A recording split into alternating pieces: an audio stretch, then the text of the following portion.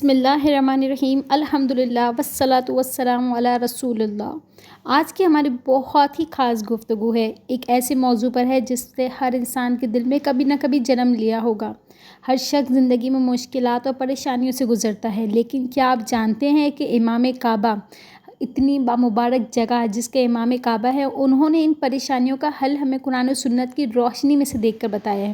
تو کیا یہ بات یقینی طور پر ہم جانتے ہیں؟ نہیں جانتے۔ تو دیکھیں، یہ بات یقینی طور پر ہے کہ آپ کے لیے خوشخبری ہی آنے والی ہے۔ تو آئیے جانتے ہیں وہ کون سا ذکر ہے اور کون سا دم ہے، ٹھیک ہے نا۔ دیکھیں، کچھ ہوتا ہے کہ کچھ ہم پڑھ کے اپنے اوپر دم کریں، اپنے سامنے والے کو دم کریں، تو وہ حفاظت کے لیے، پریشانیوں کو ختم کرنے کے لیے، اور وہ بھی بتاؤں گی، ساتھ ساتھ بتاؤں گی کہ کون سا ذکر ہے اور کون سا دم ہے جو ہر مصیبت کو دور کر سکتا ہے۔ تو دیکھیں، سب سے پہلے تو میں بات کرتی ہوں کہ ہماری زندگی میں مشکلات ہیں اور ہیں کیوں۔ دیکھیں، زندگی کا سفر کبھی بھی آسان تو ہوتا ہی نہیں ہے۔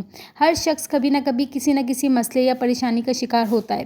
کبھی تو بیماری، تو کبھی مالی مشکلات، تو کبھی اولاد کے مسائل، تو کبھی روحانی بے سکونی۔ لیکن ہمارے دین اسلام نے ہمیں ان پریشانیوں کا سامنا کرنے کے لیے نہ صرف صبر کا درس دیا، بلکہ ہمیں اسے ایسے اذکار اور دعائیں بھی دی ہیں جن کے ذریعے ہم اللہ کی مدد حاصل کر سکتے ہیں۔ تو دیکھیں، امام کعبہ نے اپنی ایک تقریر کی تھی جو میں نے بہت غور سے سنی تھی۔ انہوں نے فرمایا تھا اس تقریر میں کہ اللہ کے ذکر میں ہر مسئلے کا حل موجود ہے۔ جو شخص اللہ سے لو لگاتا ہے اس کی زندگی سکون اور آسانی سے بھر جاتی ہے۔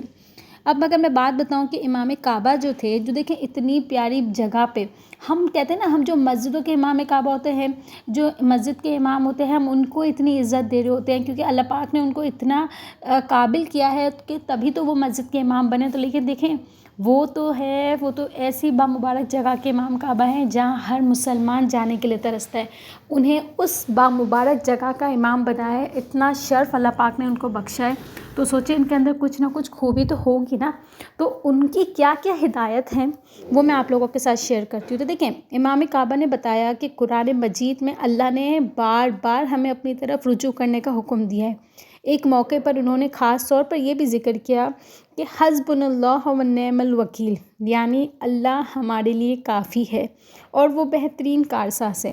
دیکھیں، یہ وہ کلمات ہیں جو حضرت ابراہیم علیہ السلام نے اس وقت کہے جب انہیں آگ میں ڈالا جا رہا تھا۔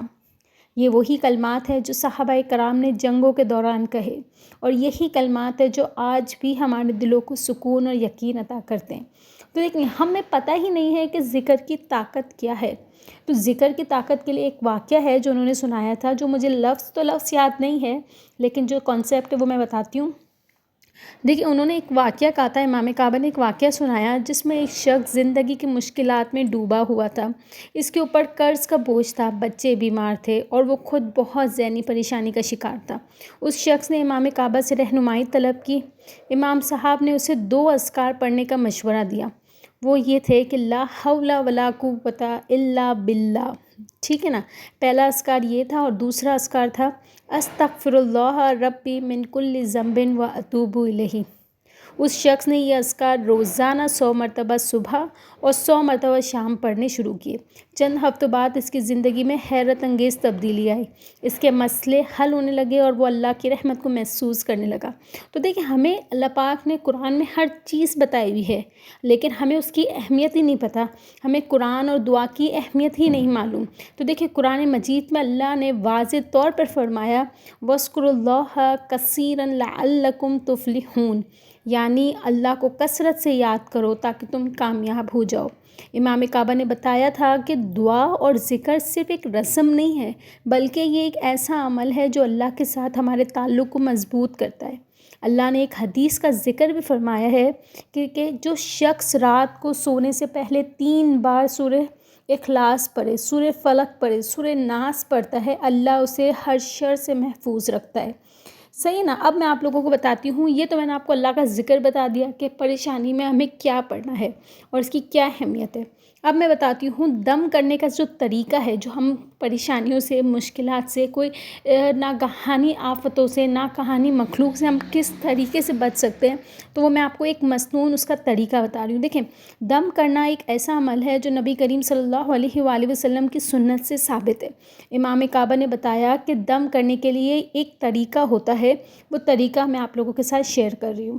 دیکھیں، سب سے پہلے تو وضو کر کے پاک حالت میں بیٹھیں، दूसरा ये कि सूरह फ़ातिहा, आयतल कुर्सी और आखिरी के 3 कुल पढ़ें।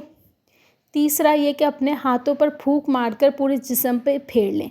ये हर बंदा कर सकता है, छोटे से छोटा, बड़े से बड़ा, बड़ी उम्र से हर कोई बंदा कर सकता है। आपको ये चीज़ें पढ़नी है, लेकिन वज़ू पाक साफ़ हालत में हो। इसके बाद ये चीज़ें पढ़ें और अपने हाथों पर दम करें। इसके बाद आप हर तरह की रूहानी और कोई भी मुश्किलात में है, कोई भी आफ़त में है, वो बच सकते हैं। देखिए, ये अमल नबी करीम सल्लल्लाहु अलैहि वसल्लम रात को सोने से पहले किया करते थे।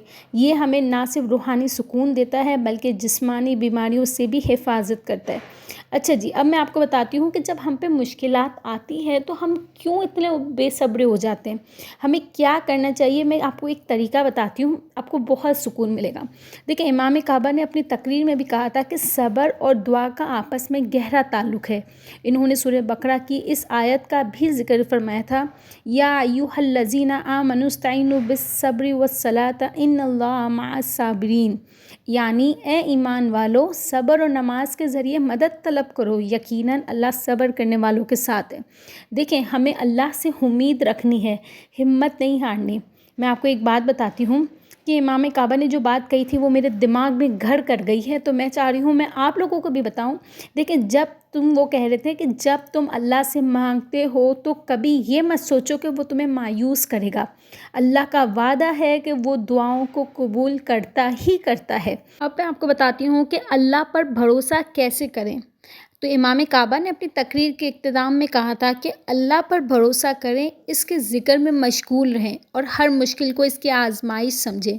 जो शख्स सब्र और दुआ के साथ अल्लाह से रुजू करता है वो कभी नाकाम नहीं होता। देखिए, आखिरी में मैं एक ही बात कहूँगी कि देखिए, ये ज़िक्र है और अस्कार ना सिर्फ मुसीबतों को दूर करते हैं बल्कि दिलों को सुकून भी बख्शते हैं।